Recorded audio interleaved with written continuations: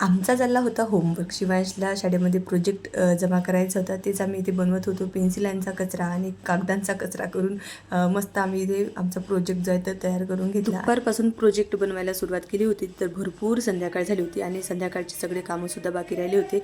तर सुपडी आणि झाडू आणणारे म्हटल्याबरोबर अद्वी गेला झाडू आणायला, शिवांश गेला सुपडी आणायला आणि दोघांनी मला 2 वस्तू आणून दिल्या. झाडू मारून दिला आणि थोडीशी भांडी वगैरे घासायची बाकी होती, तर मग ती पण घासली आणि आता रात्रीच्या स्वयंपाकाला सुरुवात करायची होती. फ्रीजमध्ये बघितलं कशाची भाजी करू, तर मग मला दोडके दिसलेत. म्हटलं चला आता डाळ दोडक्याची भाजी करावी. तुरीची डाळ टाकून मी दोडक्याची भाजी करते आणि आता वेळेवरती दोडक्याची भाजी बनवायचं म्हटलं तर मग आता त्याच्यासाठी डाळ लागणार होती भिजवलेली. तर भिजवलेली डाळ तर नव्हती. म्हटलं चला थोडीशी शिजायलाच टाकून देऊ. तर अशी अर्धी शिजलेली डाळ पाहिजे होती दोडक्याच्या भाजीमध्ये टाकायला.